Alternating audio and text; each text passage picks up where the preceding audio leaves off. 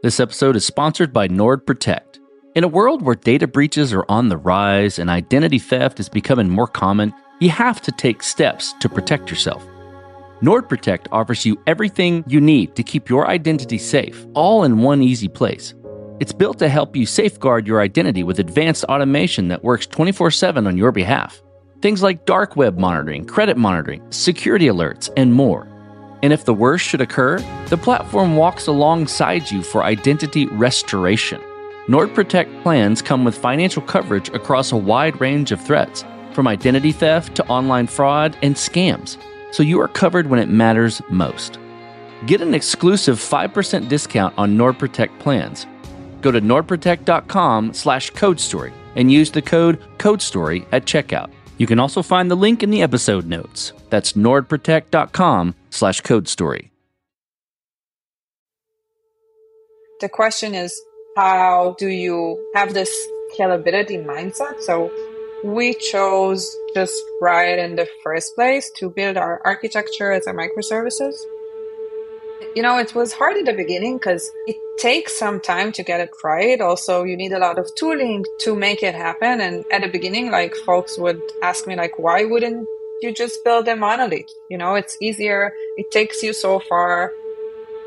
But I knew that I'm making this investment for a rainy day. I knew that at some point, like, it will hit us.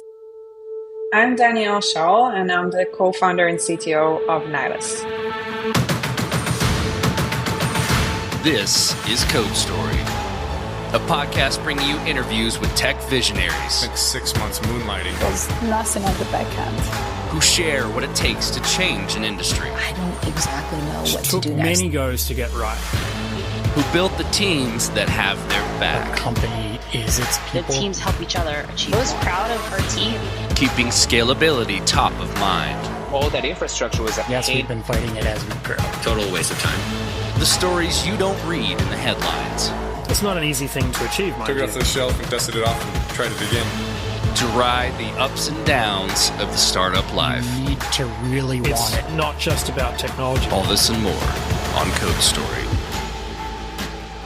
I'm your host, Noah Lappart, and today how Danielle Shaul is making a way for you to streamline your business cash ops powered by AI. This episode is sponsored by Incogni. Listen, guys, I don't know about you, but I get real tired of managing the spam and cold outreach to my contact info. Those annoying emails, phone calls from unknown numbers, wasting our time and valuable attention. Not to mention the bad stuff from data breaches, which are rising every year. To top it off, data brokers out there harvest our information and sell it to people who intend to spam you and scam you. So what do we do about it? Well, I use Incogni. I signed up to use the platform, and within 30 minutes, hundreds of requests had been sent and completed, removing my data from the public view. Incogni tracks down and removes your personal data from online directories, people search sites, and commercial databases. The process is fully automated for the hundreds of known data brokers who sell our data without consent. Got a site that they don't auto-hit? No problem. There's a custom removal feature to take down almost everything that is exposed online. So take it from me and take back your personal data with Incogni. Go to incogni.com/codestory and use code CODESTORY at checkout to get 60% off annual plans. You can also find the link in the episode description. That's incogni.com/codestory. Because they can't harm you if they can't find you. Danielle Shaul was born and raised in Tel Aviv as an only child with a dog she dearly loved. She has always been passionate about building and creating things, often assembling and disassembling things in her home.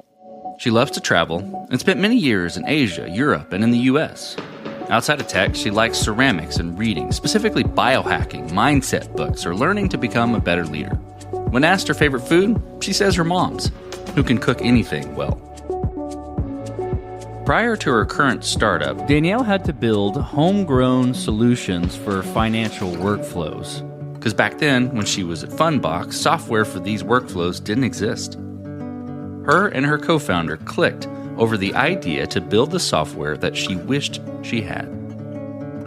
This is the creation story of Nilus.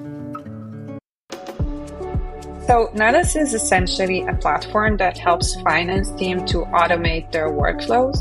Think of a company that has 100 employees, let's say, and has different subsidiaries. They're located across different places in the globe. Part of the team is in Europe and part of it in Israel, and they have different bank accounts and different payment providers, and they serve customers in Asia, for instance. And now their kind of financial and their payment workflow and lifestyle is becoming very complicated. Nilus is helping those companies to basically gather all this information across different payment provider, processors, and banks, getting insights and automate the workflows of the finance teams where they do every day or every week or at the end of the month when closing their books. And we build algorithms that take all the data and creates in a click of a button all the reporting and all the data the financial team needs in a company. My background was always financial technology. Prior to Nilus, I was working at a company called Fundbox, which was doing SMB lending in the US. I started as an engineer and did my way up as a team lead, a group lead, and eventually as a software architect. And back then, we had to build everything by ourselves. Obviously, as a company that moves money as part of the product, we had a lot of complexity going on. There wasn't any software existing in the space that can help automate financial workflows. So I kind of now building the software I wish I had back in the days. We had to build everything internally for our finance team to operate. And obviously I had a whole roadmap of what we can build, and now I'm making this roadmap come true. And together with my co-founder, Danielle, he came from PayPal. So it's another very famous big financial services company. We're longtime friends, and we kind of click over this idea where finance team don't have the right tools to basically do their everyday job. And we saw it closely in the companies we work for. More than a year ago, we decided to kind of reunite and solve it for other companies as well. Let's dive into the MVP then. So that first version of the product you built, how long did it take to build, and what sort of tools did you use to bring it to life? It took us about 6 months to build it, but we did a year-long of validation, I would say, just talking to customers, building, understanding what they need, like building the thesis behind Nilus. So we make sure that we build the right thing. Obviously, we did some mistakes along the way, but we wanted to make sure that we are building the right tools and the right set of products that will help our customers with their day-to-day operations. And in order to do that, we had to build a lot of integrations to different data sources, right? To this day, we're connected to over 20,000 different banks across the globe, either by API or SFTP or different types of methods, screen scraping. And we combine all of those and build the algorithms on top of that. But the basic layer that we built during our MVP was gathering those informations, building those data pipelines, building validations and data completeness tools over the data. So we make sure we always give our customers data that is up to date, that is verified, that is validated. And it's also kind of helping them this workflow of gathering it across different banks. Let's stay on the MVP. So with any MVP, you've got to make certain decisions and trade-offs around how you build the product, technical debt, feature limitation, all those sorts of things. You're alluding to some of those at a high level, but dive into one or two that really stand out to you where you had to make those decisions and trade-offs, and specifically, how do you cope with those decisions? So I think that the first decision that we do, and as a company we stick with, is always building an MVP of something. So we need to build the smallest unit possible for this to be valuable, and only then improve on that. And I think for me, it's the hardest thing as a perfectionist, like not getting an integration, let's say, or a product or a feature to the finish line. But it helps a lot because you can take it to the customers and then get their feedback and understand if that's helpful or not. So it's a huge trade-off, right? Like not doing everything, all the layers that you need, not finishing as you imagine the product or this feature to be. But on the other hand, it's a trade-off that kind of helps you make sure that you build the right set of features and the right set of tools, and you're building it correctly, right? Okay, let's move forward then. So you've got your MVP. it's working, you're getting some traction, you're learning a ton. Tell me about how you progressed the product from there and matured it, right? So what I'm looking for there, a bit to wrap that question in a box a little bit, what I'm looking for is how did you go about building your roadmap? And how did you decide, okay, this is the next most important thing to build or to address with Nilus? The first thing we always do is listen to our customers and what they need and what makes their life better and what will make their life better, obviously. So I think this is the first criteria to building our roadmap. Try to understand how we can improve on what we already built, how we can automate more, but then also kind of how this integrates with the vision of Nilus. Nilus is a financial operations platform that wants to be the financial team cash co-pilot. So we kind of want to be this tool where they go to every day and helps them with their operations. So the question we ask ourselves every day is, how can we become more of that vision? How we can make more for our customers? And I think this is how we go and mature our products. Like, we add layers that kind of cater to this dream or kind of cater to this vision, and we're making sure that we'll build it the right thing. I hear you saying we. Let's talk about team. So tell me about how you built your team, and what do you look for in those people to indicate that they are the winning horses to join you? First, I love my team. That's the first thing. And the second thing is that I had the luck to bring almost, I think, half of the team are people that work with me in my previous job or my previous jobs and just followed me because they are all kind of passionate about the space. So I think 99% of our team, we're about 20 people now, are coming from fintech, and they all kind of are passionate about building those and doing those automations, and they live and breathe and understand the needs and the problems. And this is the most important thing for me as a founder, to collect those people who share the same vision as I do. We have this culture of working hard, but also celebrating our wins. And we have like a very in-office culture. So we go to the office, we meet every day. It's also kind of a trade-off we took, because we could have, hire globally, you have a larger talent pool, but we wanted to stay close to each other. We have this like brainstorm culture. We sit in a room, we take a whiteboard, and the magic happens. And I think the most important thing for me is having the people on board and kind of share the same vision and ideas. And we do that by having those syncs, having those brainstorms, and working hard towards our goal, but also celebrating. Every week we say, who are the people that deserves, kudos or high five, or who are those team members that did exceptionally? And it's not just to, celebrate just the wins. It's also acknowledge the hard work that the team is putting into making it happen. And I think I wouldn't get so far without this exceptional team that we gather. Okay, let's flip to scalability. And this will be interesting given the type of industry you're serving. Did you build this to scale, or with scale in mind from the very beginning? Or is this something you're fighting, or you had to fight as you grew and gained traction?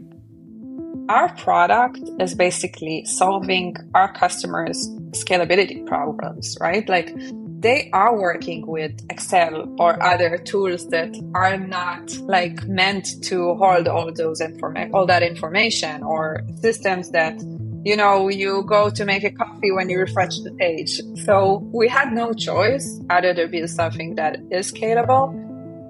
But we had a lot of concerns. We need to take security in mind. Like you said, we are in the financial services space. So this is something that is top of mind for our customers. We had to make sure that the data that we're presenting to our customers is validated. So it's another step in the chain that takes time. And, you add another feature, and every feature or every layer or every step is kind of taking scalability down or taking performance down. And then the question is, how do you have this scalability mindset? So we chose just right in the first place to build our architecture as a microservices. And, it was hard at the beginning because it takes some time to get it right. Also, you need a lot of tooling to make it happen. And at the beginning, folks would ask me, why wouldn't you just build a monolith? It's easier. It takes you so far. But I knew that I'm making this investment for a rainy day. I knew that at some point, if I'll build a monolith, or if the team would build this monolith, it will hit us and we'll get those, we'll hit this limitation of what the system can do. So we want to make sure that we have this mindset right at the beginning. So as you step out on the balcony and you look across all that you've built, what are you most proud of? Obviously the team. And then the second thing is the product. And I would say the third thing would be the experience for our customers. To see our customers and their day-to-day operations and work is getting easier by the day. And every time we develop a new feature, it's something that changes the way they work and automate things for them. So I would say it's the magical triangle of having a good team, building the right product, and having not just customers, but early adopters. I think it's something that is really important. And I'm not sure it's being discussed much, but having people that support you and believe in your product, even if it's not what you want it to be or what they want it to be from day one, they share the vision, that they understand why it's going to solve a lot of their problems, and they can support and go through the hiccups or even go through times where it's not necessarily what they wanted or not necessarily what they need right now, in order to help you and them in a few months' time. So that's an important one. Let's flip the script a little bit.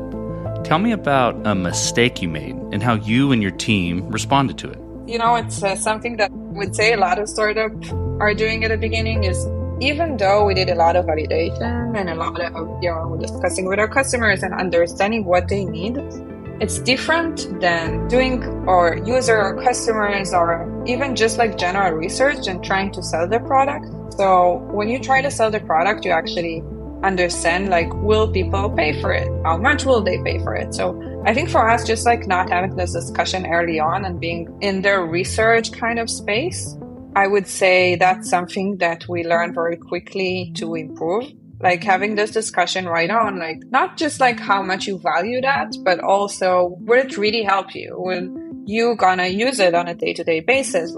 How many hours a day will it save you? So all of those questions, and being very mindful about the questions and about the research you're conducting with your customers, I would say those nuggets are the most important things when you're building the startups, because it's all about learning, obviously. It's all about how fast can you learn, how quickly can you navigate when you already did a mistake, can you, think about it and do this retrospective and learn for it in the future. So I think it's something that we adopt now and we do much better, and hope that, we won't see more of those coming in the future. Okay, let's switch to you, Danielle. Who influences the way that you work? Name a person or many persons or something you look up to and why. I would say the first one that comes to mind is my father, who always pushed me into, in schools or in my military service, or even in my early career. He always believed in me and tried to challenge me in doing more. I would say also the second person that comes to mind would be my first manager. He was just very big influence on me in a way that I had this vision of this, young entrepreneur who is very successful, who can lead an organization, who share a vision with his co-founders and build a product from just an idea that he had in mind. It was just something that was very, very excited for me. And I'm not sure he knows about this influence today, but that was something that really pushed me towards building Nilus. Last question, Danielle. So you're getting on a plane and you're sitting next to a young entrepreneur who's built the next big thing. They're jazzed about it. They can't wait to show it off to the world. They can't wait to show it off to you right there on the plane. What advice do you give that person, having gone down this road a bit? The first thing would be doing something that you're really passionate about. You really can see yourself solving for the long term because, it's a long journey and it's a hard one. There are a lot of challenges, and every day there is a challenge that you have to solve. And you have to really be passionate, not just about being a problem solver, but also the space and the product you're building. And obviously it changes, but you need to imagine yourself doing it for a long time and think to yourself, what would help me endure? And that can be, your passion to the product or your passion to the space or your co-founders or your team or your investors. But you have to have something, you have to have a really good reason to endure. Because that's fantastic advice. Well, Danielle, thank you for being on the show today, and thank you for telling the creation story of Nilus. Thank you, much appreciated. And this concludes another chapter of Coat Story. Code Story is hosted and produced by Noah Labhart. Be sure to subscribe on Apple Podcasts, Spotify, or the podcasting app of your choice. And when you get a chance, leave us a review. Both things help us out tremendously. And thanks again for listening.